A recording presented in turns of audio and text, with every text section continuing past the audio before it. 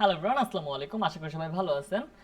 Actually আজকে 1K subscriber উপলক্ষে আমরা নতুন একটা সিরিজ শুরু করতে যাচ্ছি। এটা মূলত আপওয়ার্কের উপর।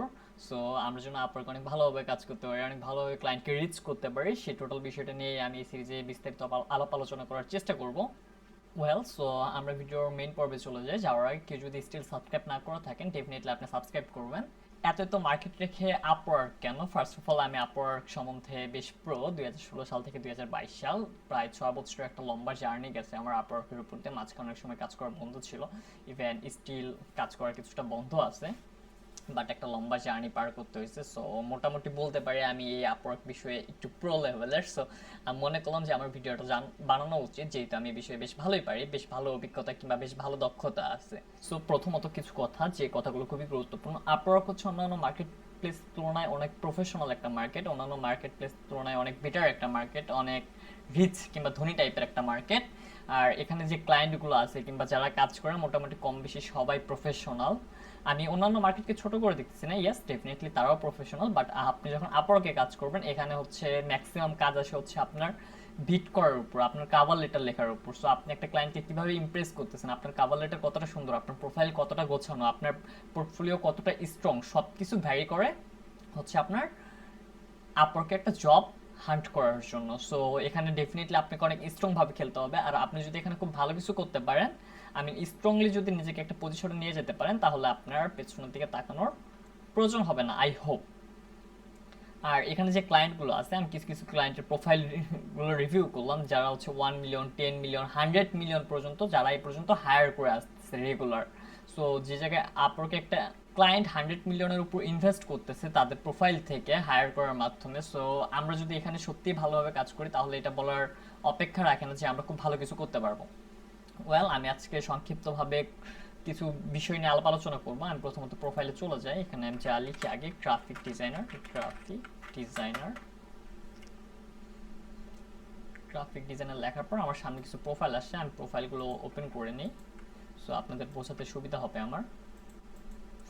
ওয়েল সো আমি কিছু প্রোফাইল ওপেন করে ফেলছি ইতিমধ্যে। আমরা যদি একটা জিনিস কোথাও যখন আগে কাজ করব, সবার আগে আমাদের একটা জিনিস খুব ভালোভাবে মনোযোগ দেওয়া উচিত, সেটা হচ্ছে আমরা এখানে যে কাজ করতেছি, যে মানুষগুলো এক্সপার্ট আছে তাদেরকে খুব ভালোভাবে ফলো করা, অ্যাকচুয়ালি তারা কি করতেছে। কারণ তারা যেহেতু অনেক স্টেপ পার করে একটা ভালো পজিশনে আসে, সুতরাং তাদের যে স্টেপগুলো আছে সেই স্টেপগুলো আমাদের খুব কমপ্লিটলি মনোযোগ সহকারে সেই স্টেপগুলোকে আমাদের ফলো করা উচিত। সো আমরা সেখান থেকে অনেক স্ট্র্যাটেজি পেয়ে যাব, অনেক আইডিয়া পেয়ে যাব আমাদের সামনের দিকে এগোনোর জন্য। কারণ তারা তো এই জিনিসগুলো পার করে তারপরে একটা ভালো পজিশন আসে, রাইট?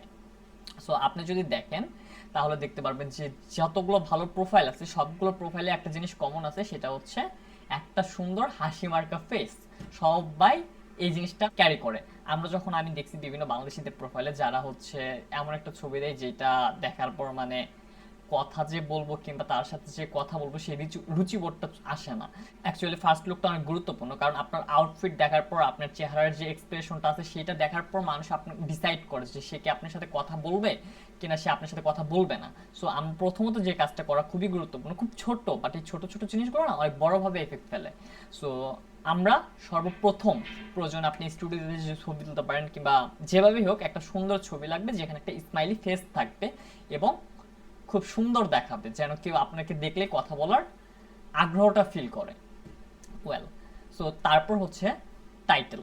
এখানে টাইটেলটা অনেক গুরুত্বপূর্ণ। প্রতিটা ক্ষেত্রে, প্রতিটা জায়গায় আমরা স্টক মার্কেটে কাজ করি, মাইক্রো স্টক সাইটগুলোতে কিংবা আপওয়ার্কে কিংবা লিঙ্কডইন থেকে ক্লায়েন্টের সাথে কাজ করি, কিংবা যেভাবেই কাজ করি না কেন, টাইটেলটা অনেক গুরুত্বপূর্ণ। কারণ ছোট্ট এই 4-5 লাইনের ভেতর না সব কিছু ডিসক্রাইব হয়ে যায় যে আপনি অ্যাকচুয়ালি কী পারেন, আপনি অ্যাকচুয়ালি কী করেন। সো সবসময় আমাদের টাইটেলের দিকে খুব ভালোভাবে ফোকাস দেওয়া লাগবে। টাইটেলে অনেকে আমি দেখছি যে লেখা আমি graphic designer, that makes no sense to be honest. কারণ উনি তো অলরেডি জানে আপনি একজন গ্রাফিক ডিজাইনার, তাই না? সো টাইটেলটাকে আরো বেটার ভাবে লেখা উচিত, যেরকম দেখেন উনি লিখছে Wix web design and redesign, branding, social media template.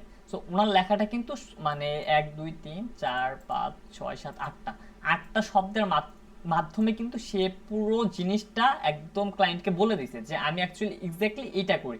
আর আমরা আরেকটা জিনিস করে থাকি, সেটা হচ্ছে আমরা ম্যাচ টাইপের হচ্ছে টাইটেল ব্যবহার করি। সো স্পেসিফিক জিনিস, কেউ যদি আপনাকে এসে বলে যে আমি গ্রাফিক ডিজাইন পারি, আমি ভিডিও এডিটিং পারি, আমি 3D পারি, আমি সোশ্যাল মিডিয়া ডিজাইন পারি, আমি রকেট সায়েন্স পারি, আরও ব্লা ব্লা ব্লা যদি বলে, সেই ক্ষেত্রে আপনি কিন্তু তাকে প্রেফার করবেন না, বরঞ্চ আপনি তাকেই প্রেফার করবেন যে একটা স্কিলে খুব ভালোভাবে দক্ষ। কিংবা আপনি দুইটা স্কিল থাকতে পারে, এটা খারাপ কিছু না, বাট আপনি এখানে যখন টাইটেলটা লিখবেন চেষ্টা করবেন সবসময় স্পেসিফিকভাবে বোঝানোর জন্য এবং ক্লিয়ারভাবে। সো এখানে 8টা 10টা জিনিস পারি, এটা পারি, ওইটা পারি, এটা লেখার জন্য টাইটেল না, টাইটেল হতে হবে ক্লিন এবং মিনিমাল। দেন আপনি যখন ডেসক্রিপশন লিখবেন, এই জায়গায় যখন আপনি ডেসক্রিপশন লিখবেন তখন ডেসক্রিপশনটা খুব সুন্দরভাবে লিখতে হবে। কিছু কিছু মানুষের ডেসক্রিপশন আছে যেগুলো হচ্ছে পড়ার পর না, ঠিক মানে এমনভাবে লেখা হয় যে জিনিসটা আপনার পড়ার রুচিবোধটা কিংবা একটা লেখার যে একটা সৌন্দর্য অ্যালাইনমেন্ট ওই জিনিসটা থাকে না। সুতরাং আপনি যখন টাইটেল নয় ডেসক্রিপশন লিখবেন তখন এমনভাবে লিখবেন যেন সেই জিনিসটা পড়ার পর সেই জিনিসটা যেন সবাই অ্যাটলিস্ট পড়তে আগ্রহী বোধ হয়, কারণ এই জিনিসটা গুরুত্বপূর্ণ। সো একটু গুছিয়ে লেখার চেষ্টা করবেন, একটু অ্যালাইনমেন্ট দিয়ে লেখার চেষ্টা করবেন। এই তিনটা জিনিস খুবই গুরুত্বপূর্ণ। এক হচ্ছে আপনার ফেস, যেখানে একটা সুন্দর হাসি থাকবে আপনার। দ্বিতীয়ত হচ্ছে আপনার টাইটেল, যেটা একদম ক্লিন এবং মিনিমাল হবে।